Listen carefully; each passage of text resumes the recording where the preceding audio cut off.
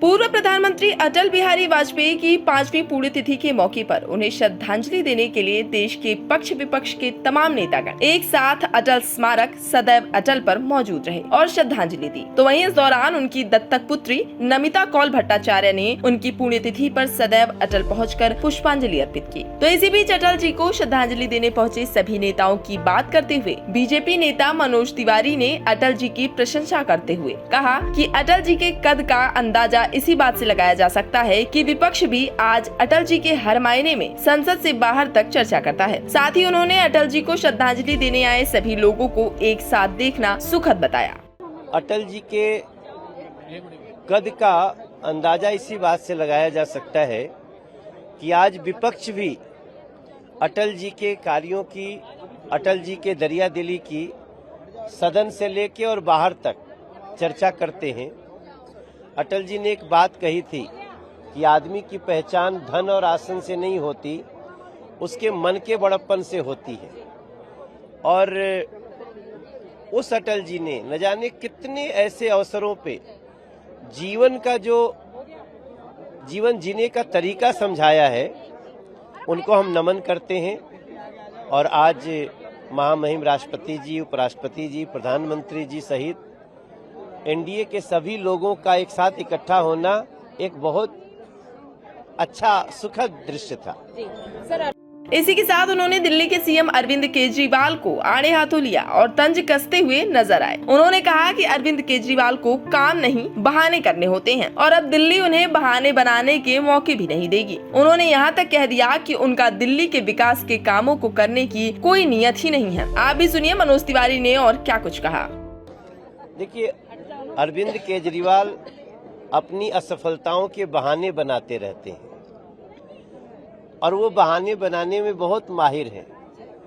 अब 2025 के बाद दिल्ली उनको बहाने बनाने का भी मौका नहीं देगी। वो अपने लिए उनको चुन लेगी, जैसे कोई मदन लाल खुराना जी को चुना था, जैसे साहेब सिंह वर्मा जी को चुना था, जैसे यहाँ पे शीला दीक्षित भी तो कार्य की थी। तो अरविंद केजरीवाल को बहाना चाहिए, उनको काम करने का न नियत है न नीति है। मैं तो दिल्ली के लोगों का आह्वान करता हूं कि ऐसे लोग जो सिर्फ झूठा वादा करते हैं, क्या वो वादा करने से पहले उनको नहीं पता था कि दिल्ली का स्टेटस क्या है? तो सही समय पे दिल्ली के लोग ऐसे लोगों को उनको सजा जरूर देंगे। उनके कर्मण्यता का एक मुझे विश्वास।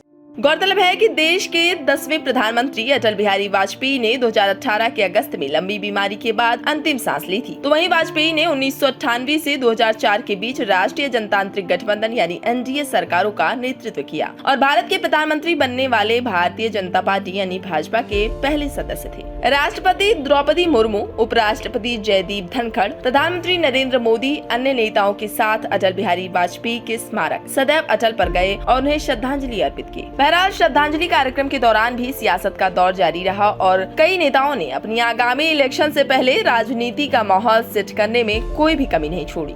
आने वाले चुनावों से पहले एकजुट होकर पूरी ताकत के साथ पहले से ज्यादा सीटें जिताकर नरेंद्र मोदी जी देश के प्रधानमंत्री बनेंगे और जो दुनिया का एक विश्वास भारत में जगा है, जो एक उम्मीद उनको भारत से दिखती है, हम की दुनिया की उम्मीदों पर भी खरा उतरेंगे और भारत के 140 करोड़ परिवारजन जो प्रधानमंत्री जी ने कहा, उन परिवारजनों पे मोदी जी जिस तरह से पहले गरीब कल्याणकारी योजना और विकास के कार्य किए हैं, भविष्य में भी जब तीसरी बार उनको अवसर मिलेगा 2024 में, तो फिर एक बार मोदी जी के नेतृत्व में एनडीए विकास विकास और विकास की लहर पूरे देश भर में करेगा। फिलहाल अब देखना तो ये दिलचस्प होगा कि सीएम केजरीवाल सांसद मनोज के इन तीखे बयानों पर क्या रिएक्शन देते हैं। तो अभी के लिए इस खबर में बस इतना ही। देश दुनिया की तमाम खबरों से रहने के लिए अपडेट सब्सक्राइब करें हमारा चैनल इंडिया पब्लिक खबर और बेल आइकन को दबाना बिल्कुल न भूलें।